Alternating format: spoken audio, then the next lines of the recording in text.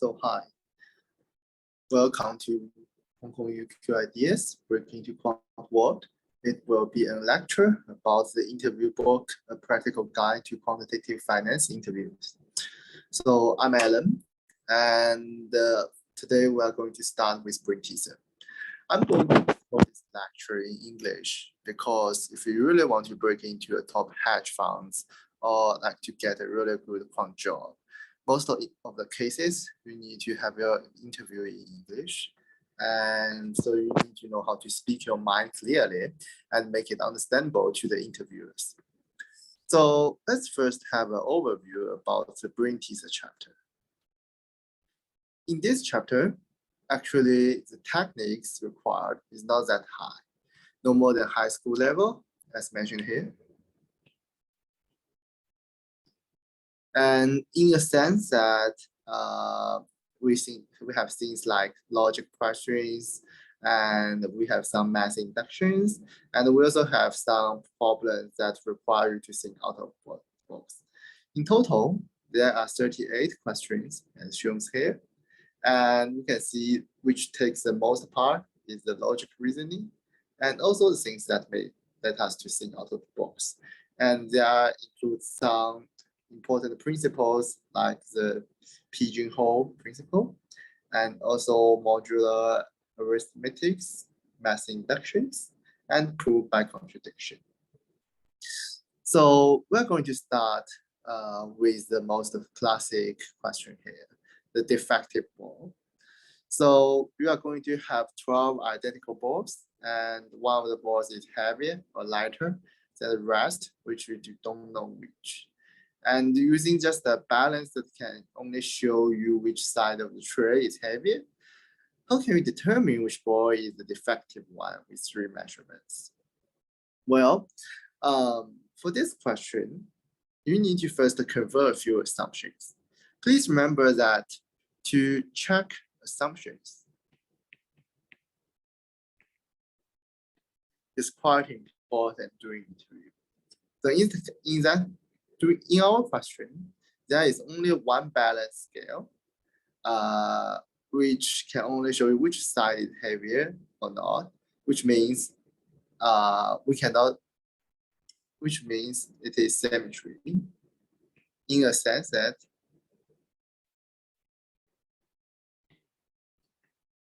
okay, if the left part is lighter, or the right part is heavy. We don't know about that. And so the key to this question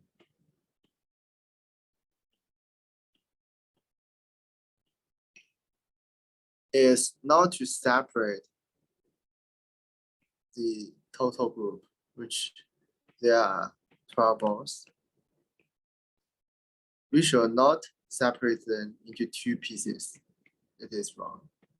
But instead, we should separate them into 3 groups, which we can label them as like 1, 2, 3, 4. That's one group. 1, 2, 5, 6, 7, 8. And group 3, 9, 10, 11, 12. So after that, why it is the case? It is because that the result of 1, 2 balancing could infer about 3.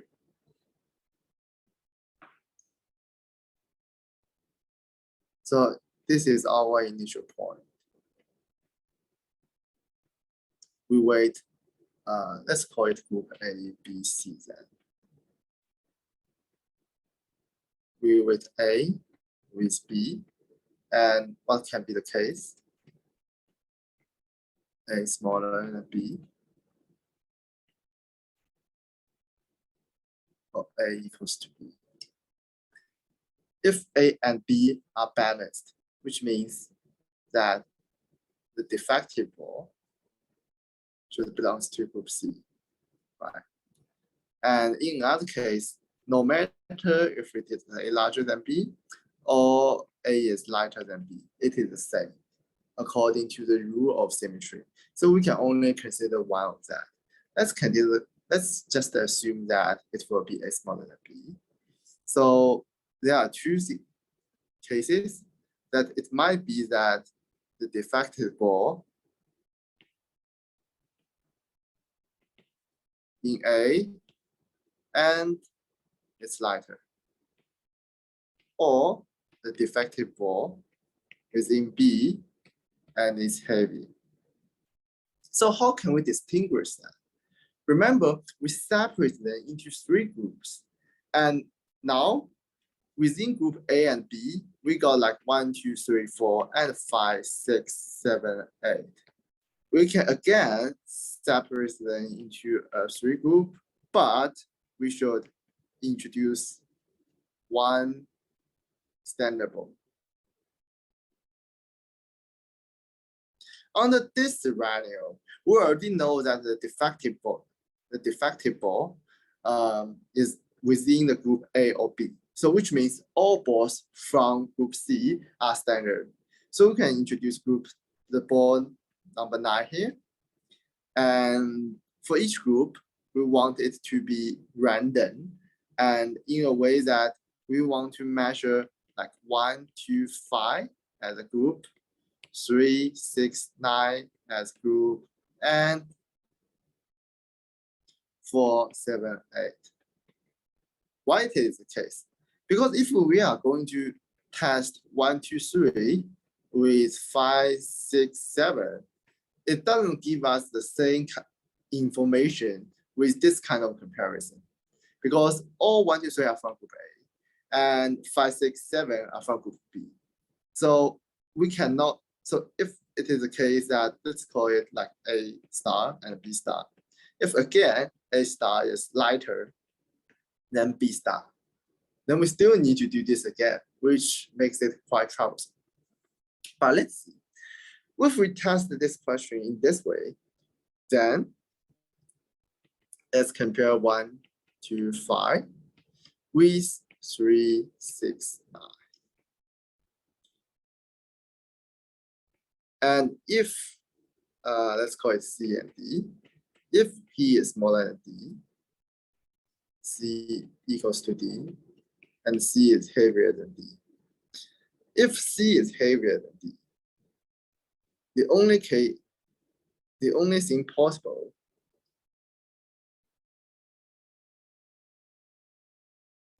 is that 5 is the heavier ball, or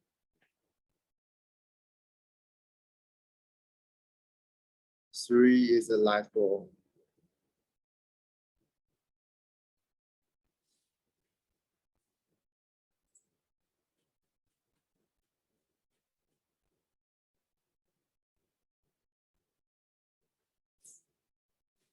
And if they're equal, then it means either 4 is a light ball or 7, 8 is a heavy ball, because all these 6 are standard balls then. And if C is again lighter than D, then it could be the case that 1 or 2 is lighter, or it could be the case that 6 is heavier. So this is our second weighting. And then we just need one more time to check that. We just need to check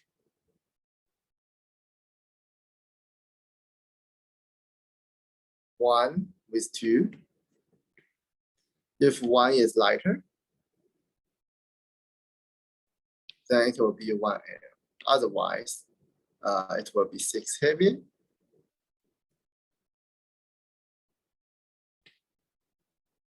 Or 2 light, if that makes sense. And it is the same here. We just need to compare 8, 7 with 8. And if 7 lighter, then it comes to 8 heavy. If it is equal, then it is 4, which is a lighter one, lighter defective ball. And if we can see that 8 is lighter, then it will be 7 heavy. So we can do this by finishing that. And for this part, it's much easier than the left part because we only have 9, 10, 11, and 12. So how can we separate them? The thing we can do is that to compare 9, 10 with 8 and 11. Why it is the case? Again, we want to introduce a standard ball so that we can make sure who is wrong. So we all know this standard. So if the left part is lighter, so it can either be 9, 10 L lighter or 11 heavier, which reduce to the left part case. You must already know how to solve that. And if they're equal,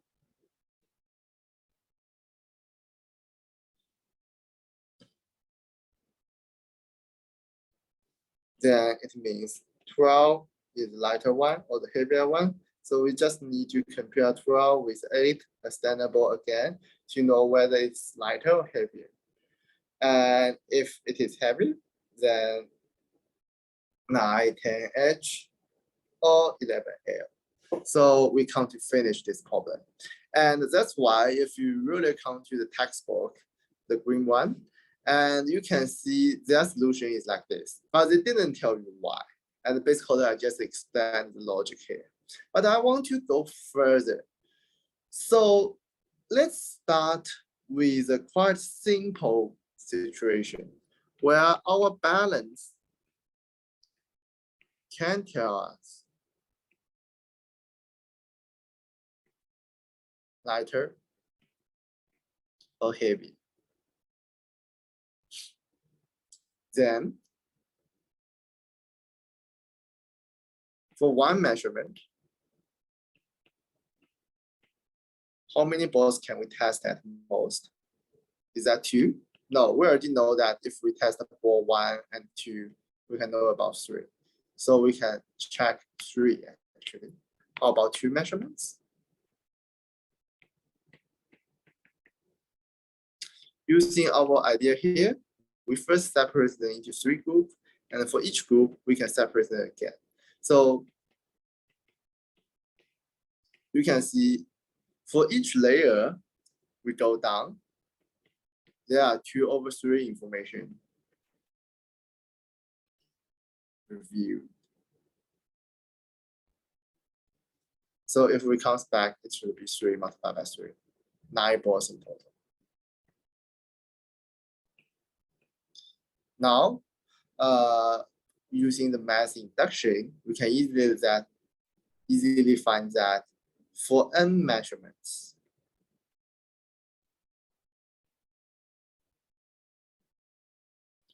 we can solve 3 to the power of n balls in total. But how about, let's come back to our case, where the balance cannot tell us about whether it's lighter or heavier. So can we get a general format for that situation, for that scenario? Actually, we can, but how? Let's see.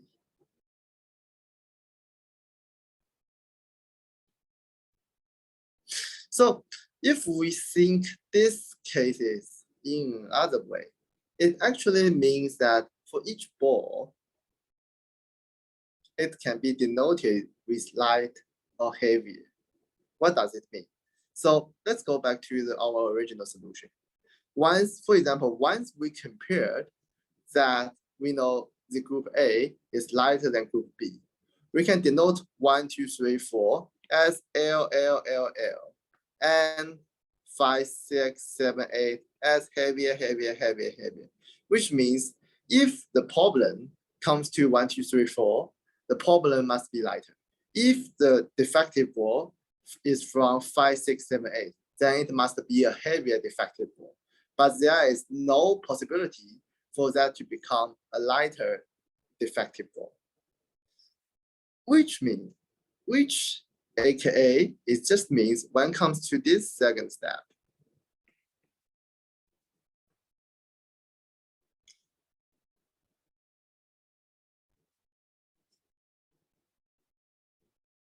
we have a balance that can tell us lighter or heavier.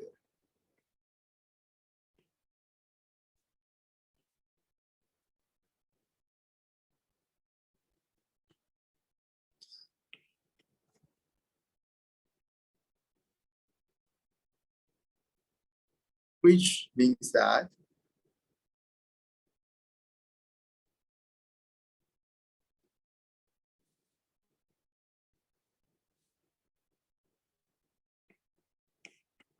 that if our balance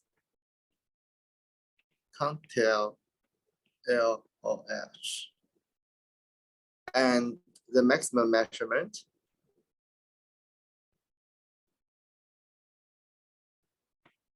that Fn,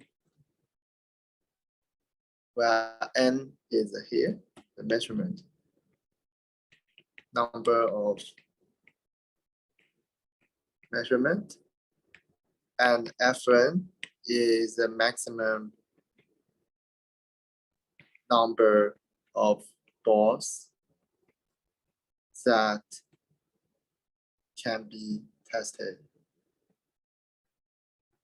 We can find that this Fn will equals to Fn minus 1 because we are going to use one measurement to label them with L, and H, these pseudo labels. And after that, because it's n minus 1, they are all labeled. So how many balls can we test? We can test 3 n minus 1. And it suddenly becomes a numerical series where we can see that Fn actually equals to 1 plus 3, 1 plus 3, 2 plus all the ways to 3 n minus 1. And it will equals to Q minus 1, A0, Q n minus 1 equals to 2, 3 n minus 3. And it will be the final answer. There is no 1 here because for F1, it equals to 3. Sorry for that. Okay, so now let's come to the second question. Infinite sequence. This is actually another classic way that it is going to, the original equation is going to be super weird, and it is usually related with something like limit or like D distribution, P, or all these kind of things. But how can we solve that? The key is to find the thing that is replaceable, or we could add or drop one element without changing the equation. What does it mean? So it basically is telling you that when n comes to infinite and x all the way x, and there are nx here, will equals to 2. So we are going to find that. So let's denote this part as t. So x minus x to the power of x to the power of x will equals to t. Then even if we multiply by an extra x in front of that, this equation is going to be still hold, which means x to the power of t also equals to 2. And since we know that t equals to 2, then x squared equals to 2.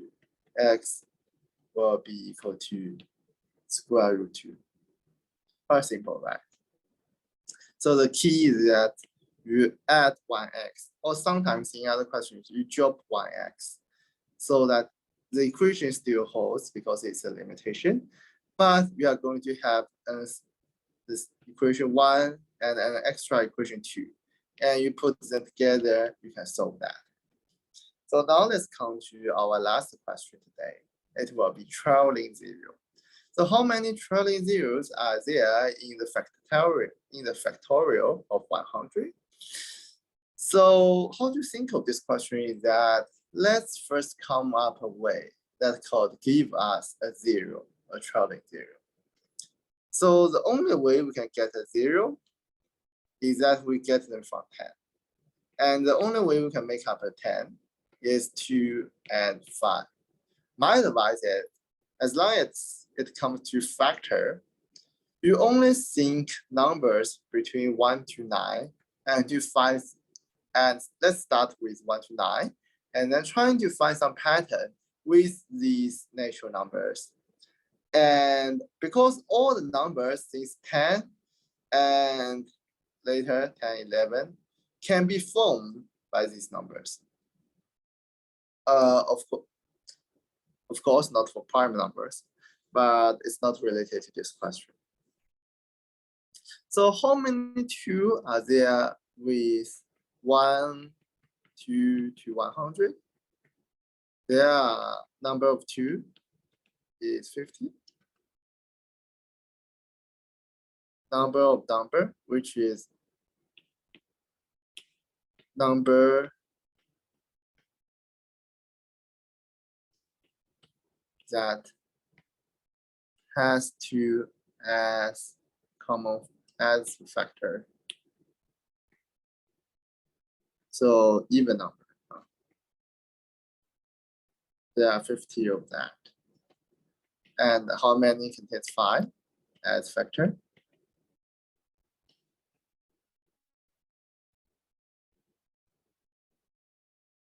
There are 20 of them. So because we need a pair of 2 and 5, so the total number of 2 and 5 pair will be controlled by the number of 5. So we can have 20 pair since the very beginning of 2 and 5. But let's see that there is an interesting thing that for 25, 50, 75, and 100, they got 25, which equals to 5 squared as their factor, which means we also have 4 extra 5 from f squared. So in total, we have 20 plus 4 and 24.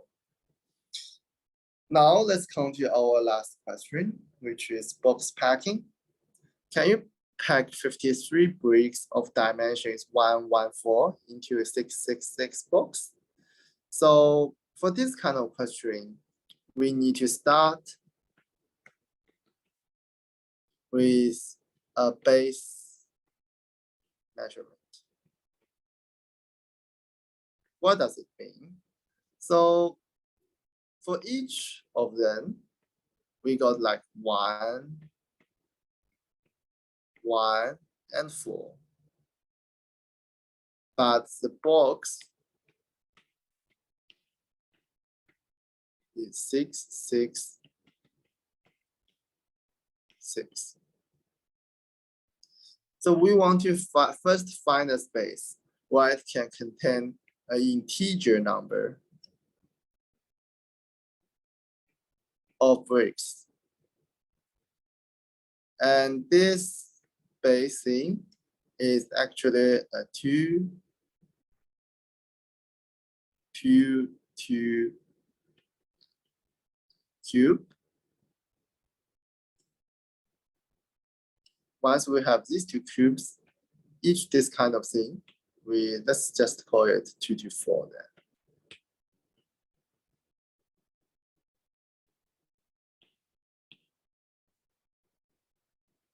Equals to 2 multiplied by 2 to 2 will contain 4 bricks. So for a 6, 6, 6 box, we have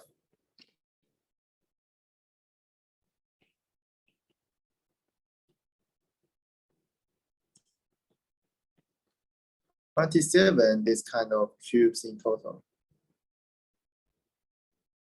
which can only give us 27 divided by 2, and this division should be by floor. So it will be 13 pairs of these two cubes. And so in total, we could have 13 plus 4 of 52 bricks, which is less than 53. So we cannot put all the things in that. Well, so thanks you for listening, and let's see you next time. Thank you.